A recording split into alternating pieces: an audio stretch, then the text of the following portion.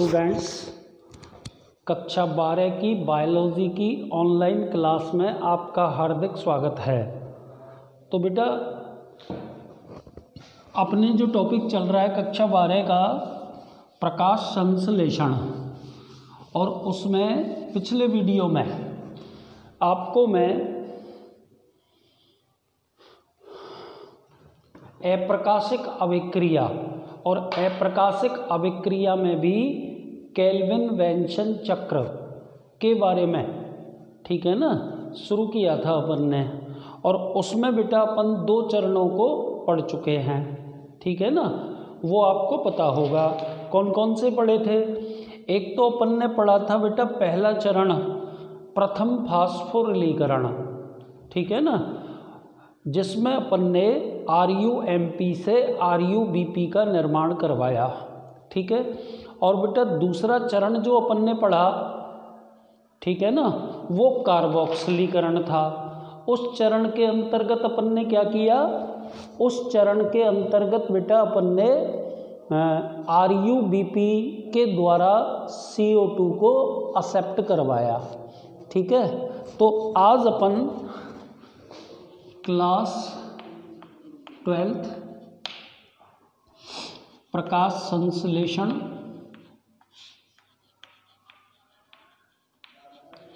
और कौन सी प्रक्रिया चल रही है बेटा? C3 चक्र की। और 2 चरण मैं आपको बता चुका हूँ, पढ़ चुके हैं। आज अपन चरण नंबर 3 से शुरू करते हैं, तीसरे चरण को। और बेटा तीसरा चरण अपन कौन सा पढ़ेंगे? द्वितीय फास्फोरिलीकरण। द्वितीय फास्फोरिलीकरण, ये चरण पढ़ेंगे बेटा अपन, ठीक है ना। द्वितीय फास्फोरिलीकरण, ठीक है। तो आप सुने 3PGA 12 मोल, ठीक है ना। 3PGA कितने मोल? 12 मोल। जो बेटा आपको मैं बता चुका हूँ कि जब RUBP CO2 को ग्रहण करता है, ठीक है, तो C3 चक्र का प्रथम स्थायी उत्पाद 3 कार्बन युक्त यौगिक फास्फोग्लिसरिक अम्ल बनता है दूसरे चरण के अंतर्गत। तो वहीं से अपन ने ये 3 फास्फोग्लिसरिक अम्ल लिया है, ठीक है। तो चूंकि फास्फोरिलीकरण की क्रिया हो रही है, तो इस क्रिया में ATP अणुओं की आवश्यकता होगी, ठीक है ना। और कितने मोल चाहिए होंगे? जितने मोल अपन ने PGA के प्रयुक्त किए हैं, ठीक है ना। और फास्फोग्लिसरिक काइनेज एंजाइम की उपस्थिति में, एंजाइम का नाम यहाँ ऊपर लिख देता हूँ, phosphoglyceric kinase. Phosphoglyceric kinase enzyme की उपस्थिति में PGA के फास्फोरिलीकरण से 1,3-डाई-PGA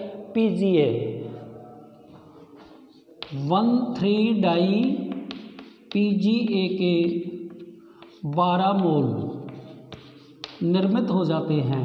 साथ ही क्या बनेगा बेटा? ADP के कितने मोल? 12 मोल। तो ये C3 चक्र की प्रक्रिया का चरण नंबर 3 है, ठीक है बेटा। इसके बाद अपन बात करते हैं चरण नंबर 4 की। चरण नंबर 4 कौन सा है? अपचयन प्रावस्था, ठीक है ना। अब जो 1,3-डाई-PGA बना, इसका NADPH2 के द्वारा अपचयन होता है। तो अपन लिखते हैं, देखो 1,3-डाई-PGA, इसका अपचयन किसके द्वारा करवाएंगे? NADPH2 के द्वारा। क्योंकि अपन ने प्रकाशिक अभिक्रिया में, आपको यदि याद हो तो मैंने बोला था कि प्रकाशिक अभिक्रिया में बने ATP और NADPH2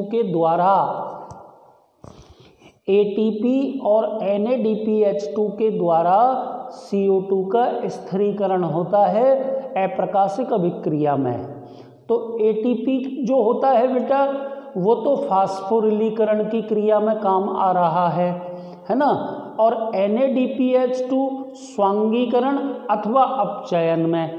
तो चूंकि अपन अपचयन प्रावस्था पढ़ रहे हैं तो अपचयन प्रावस्था के अंतर्गत 1,3-डाई-PGA का NADPH2 के द्वारा अपचयन हुआ और इस क्रिया के लिए ट्रायोज फास्फेट डिहाइड्रोजिनेज, कौन सा एंजाइम, ट्रायोज फास्फेट डिहाइड्रोजिनेज, इस एंजाइम की आवश्यकता होगी। और बेटा गौर कर लें, इसके भी 12 मोल और इसके भी 12 मोल, ठीक है ना, दोनों के 12 मोल हो गए, होए कि नहीं, दोनों के 12 मोल हो गए, है ना। तो 3PgAl क्या क्या बन जाएगा इधर, 3PgAl के 12 मोल, साथ ही प्लस NADPH प्लस के 12 मोल, ठीक है ना, और इसके साथ में H3PO4, ये रिएक्शन नंबर 4 हो गई, ठीक है ना। H3PO4 के भी बेटा यहाँ पे 12 मोल बनेंगे, ठीक है। तो अभी तक अपन टोटल कितनी रिएक्शन पढ़ चुके हैं, 4। आज के इस वीडियो में मैंने 2 बताई हैं, वैसे बता देता हूँ। नंबर 1 पे अपन ने पढ़ा था RUMP से RUBP का निर्माण, और दूसरे चरण में अपन ने क्या पढ़ा था, RUBP के द्वारा CO2 को ग्रहण करना, और इसी क्रिया के परिणाम स्वरूप आपने C3 चक्र का प्रथम स्थायी उत्पाद 3PGA बनाया था, ठीक है ना। तो ये तो अपन दोनों रिएक्शन पिछले वीडियो में पढ़ चुके, और आज से अपन ने स्टार्ट किया है बेटा C3 चक्र की reaction number 3 and reaction number 4, ठीक है ना। एक बार देखो बेटा, इनके पूरे नाम मैं लिख देता हूँ। PGA का तो आपको पता ही है, क्या नाम है, फास्फोग्लिसरिक अम्ल, ठीक है बेटा। PGAL का पूरा नाम क्या होता है, फास्फोग्लिसरैल्डिहाइड, ठीक है। 1,3-डाई-PGA का वही हो जाएगा, क्या नाम हो जाएगा बेटा इसका, 1,3-डाई-फास्फोग्लिसरिक अम्ल, ठीक है ना। और तो इसमें कोई टिपिकल नाम है नहीं। RUMP और BP का पिछले वीडियो में बता चुका हूँ, वैसे अब भी बता देता हूँ। RUMP का राइबुलोज मोनोफास्फेट और RUBP का राइबुलोज 1,5-वाइफास्फेट, ठीक है ना। अब मेरी बात को आगे चलो, देखो एक बार ये वाली रिएक्शन और ये वाली रिएक्शन, इन दोनों अभिक्रियाओं को मैं आपको एक बार पुनः बता देता हूँ, ठीक है ना, ताकि अपन फिर आगे बढ़ें, ठीक है।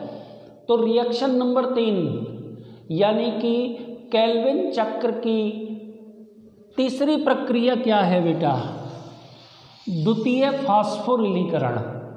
और आपको मैं बता चुका हूँ कि कार्बोक्सिलीकरण की क्रिया के द्वारा 3PGA यानी कि 3-फास्फोग्लिसरिक अम्ल के 12 मोल बन चुके हैं, ठीक है। तो तो जो अपनी अगली रिएक्शन चलेगी वो 3-फॉस्फोग्लिसरिक अम्ल से स्टार्ट होगी। ठीक है, क्या हेडिंग लिख रखा है अपन ने? द्वितीय फास्फोरिलीकरण। ठीक है, तो 3PGA के कितने मोल लिए अपन ने? 12 मोल। ठीक है ना, ATP से इनकी क्रिया करवानी है। ATP के कितने मोल आवश्यक होंगे? 12 मोल। एंजाइम का नाम मैंने बोर्ड पे क्या लिखा है? Phosphoglyceric kinase.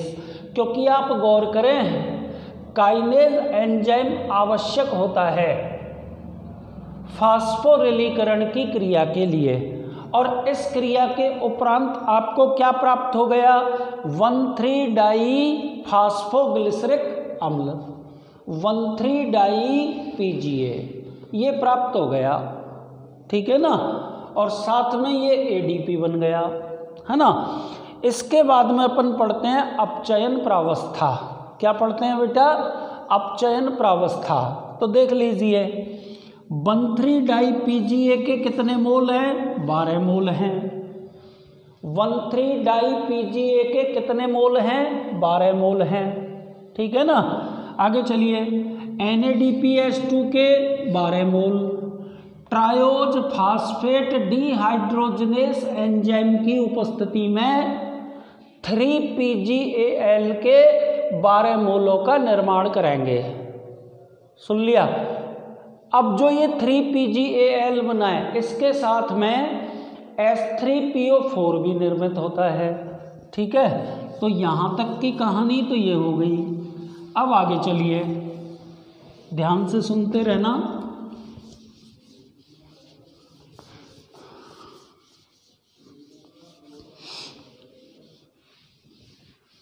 देखिए, अपने पास 3PGAL के 12 मोल बन गए। ठीक है ना, तो अब यहाँ से आगे अपन ये बोलेंगे बेटा कि इस अभिक्रिया में 3PGAL के 12 अणुओं में से 2 अणु, इनमें से बेटा 2 मोल किसके? PGAL के, और शेष कितने मोल बचे? 10 मोल किसके? PGAL के। तो बेटा ये जो 2 मोल PGAL के बचे, ये तो शर्कराओं के निर्माण में भाग लेते हैं, शर्कराओं के निर्माण में भाग लेते हैं। ठीक है, जबकि 10 मोल जो PGAL के शेष बचे, ये आगे जाके पहले RUMP बनाते हैं। RUMP से RUBP निर्मित होता है। ठीक है ना, तो ये ऐसे ही होगा। मैं क्या बोल रहा हूं? 10 PGAL के अणु पुनर्योजन जैव रासायनिक अभिक्रियाओं, देखो इसको तो बोलते हैं पुनर्योजन जैव रासायनिक अभिक्रियाओं के द्वारा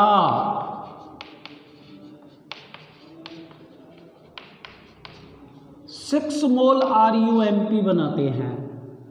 ठीक है ना, जिससे आगे 6 मोल RUBP के बन जाते हैं। और यहां पर बेटा 2 मोल PGAL के संश्लेषण प्रावस्थाओं के द्वारा, संश्लेषण प्रावस्थाओं के द्वारा शर्करा का निर्माण करते हैं। ठीक है, देखो इस पूरी कहानी को आप संक्षेप में ऐसे समझ सकते हैं, जिसमें अपन पूरे के पूरे भाई कौन कौन सी अवस्थाएं ये पूरा लिख देंगे, कहाँ से अपन ने कहानी शुरू की थी वो सब लिख देंगे, और उसके बाद में इसका आरेख आपके सामने बनाया जाएगा। ठीक है, तो ध्यानपूर्वक आप देखें। देखिए बेटा, सबसे पहले अपन शुरू कर रहे हैं किससे? RUMP एमपी से। RUMP के कितने मोल बेटा? 6 मोल। ठीक है ना, यहीं से कहानी आप शुरू करेंगे।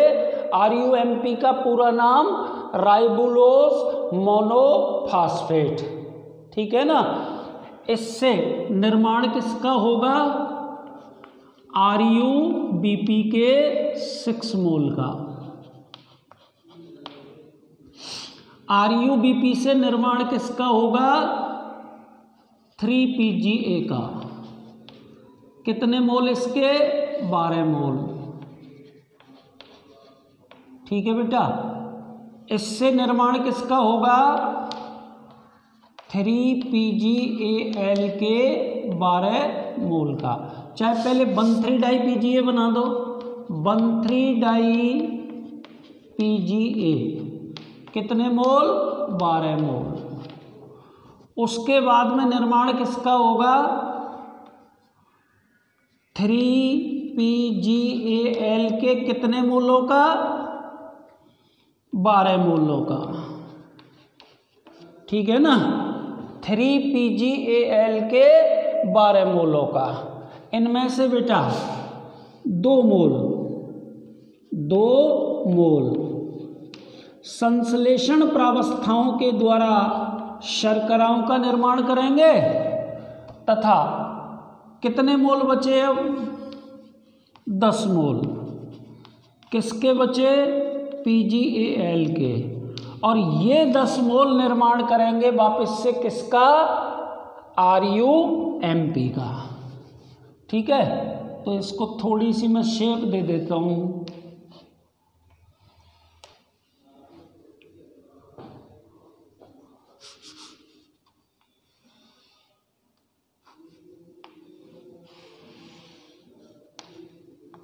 ठीक है ना बेटा, तो ये आपके सामने मैंने केल्विन चक्र या C3 चक्र की प्रक्रिया के सारे उत्पाद लिख दिए हैं।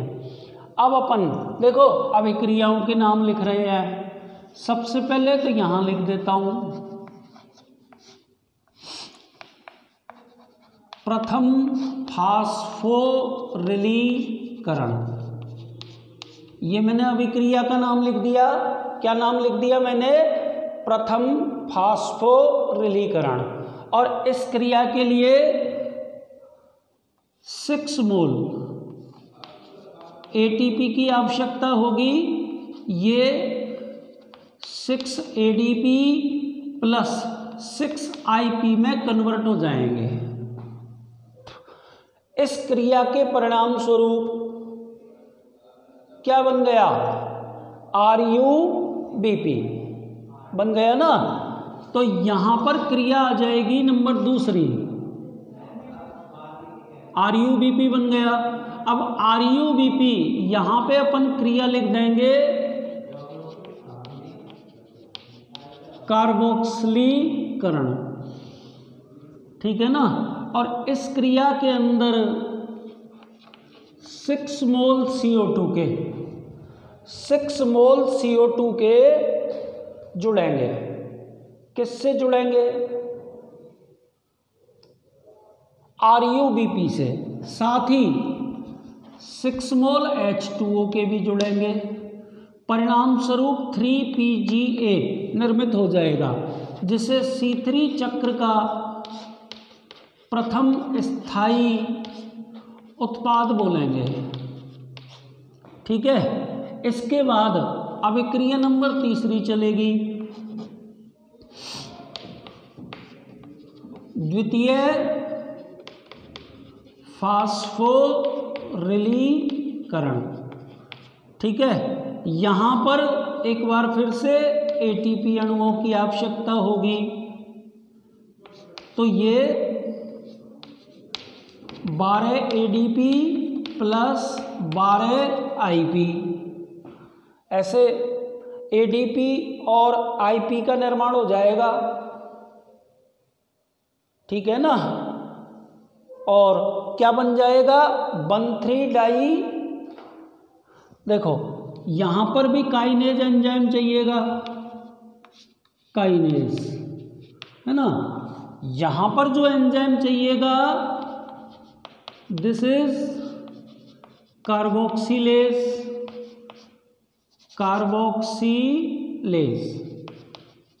यहां पर फास्फोरिलीकरण हो रहा है तो वापस से काइनेज एंजाइम। यहां पे नंबर 4 ये हो गई बेटा अपचयन प्रावस्था, और अपचयन प्रावस्था में 12 मोल किसके NADPH2 के किस में बदल जाएंगे ये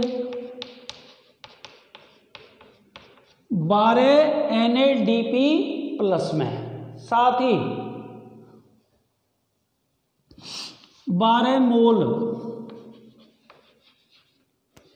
H3PO4 फास्फोरिक अम्ल। और अपचयन प्रावस्था है तो ये जो अपचयन प्रावस्था होगी ये डिहाइड्रोजिनेस एंजाइम की उपस्थिति में होगी।